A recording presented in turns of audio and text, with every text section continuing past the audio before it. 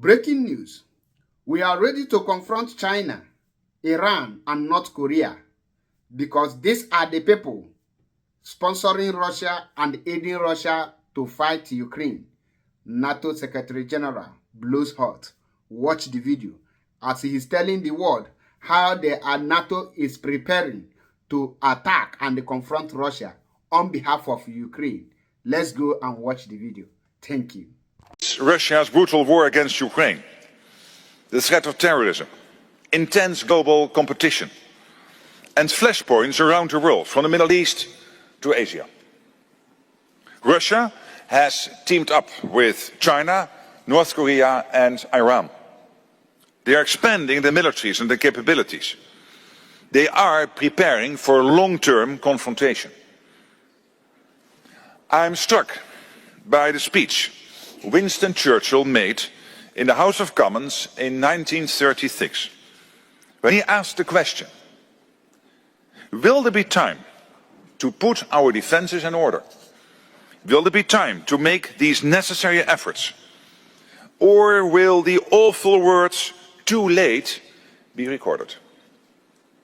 Peace fails when there's complacency, when threats go unanswered and when preparations are put off.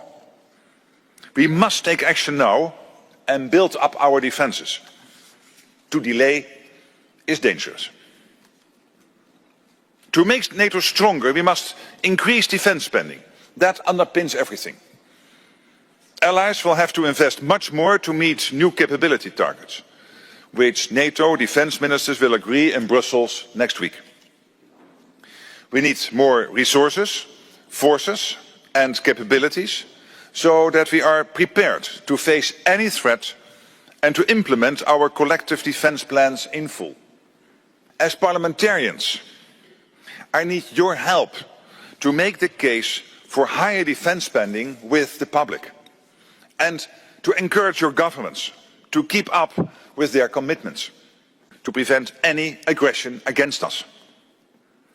And if anyone dares to attack us, our resolve will be absolute. To preserve peace, we must prepare for war. But today, Europe is not at peace. Russia has brought war back to Europe. Its aggression against Ukraine must stop, and it must stop now. I completely condemn Russia's indiscriminate attacks against innocent civilians over the last 48 hours. We fully support President Trump's urgent efforts to stop the fighting. We need a just and lasting peace. NATO will continue our long-term support to Ukraine. And this is not about prolonging the war, it is about ensuring Ukraine can defend itself now and prevent any future aggression. We stand with Ukraine today, and we will stand with Ukraine throughout the challenges ahead. We know that even when the war against Ukraine ends, the threats we face will persist. How will the Allies continue to support bolstering the Ukrainian army in the long term? We will, at the 5th of June, when we have our defence ministers meeting, agree on the capability targets. And all allies already on an individual basis have said we agree with the targets we have basically been exposed to. And indeed, you mentioned already some that will mean more maneuverable land formations, long-range missiles, air defence systems, logistics, and obviously ammunition, refilling our stockpiles. I assume that in The Hague we will agree on a hard defence spend target of in total 5%. Sorry, I would not mention that, but at least I did it now.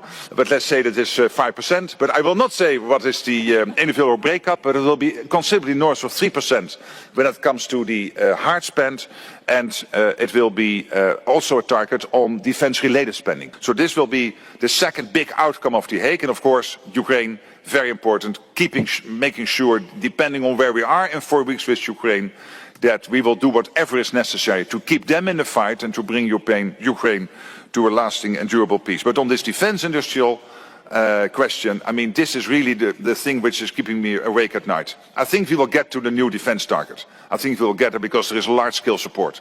But when it comes to defense industry, this is the hard part. We have to get this going. If not, we lack a serious part of our overall deterrence against the Russians, Iran, North Korea and China. This is really important because NSATU, the command in Wiesbaden, was set up not only to help Ukraine now, to have the best packaging of all the defense industrial support they are getting from allies, but also longer term to make sure that we build up the Ukrainian armed forces as a first layer of defense going forward after a potential long-term ceasefire slash a peace deal. There are other initiatives to make sure that next, let's say, on top of the Ukrainian armed forces themselves, we collectively will support Ukraine after a peace deal to make sure that there is no repeat of Minsk, that Putin will never ever try again to capture 1 square kilometer, 1 square mile of Ukraine.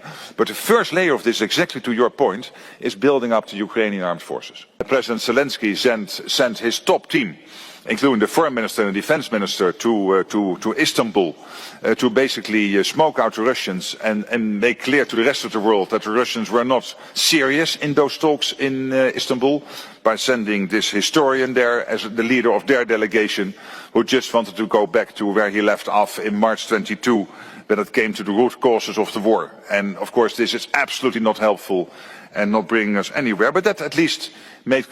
Bagam, I believe you listened to the NATO Secretary General.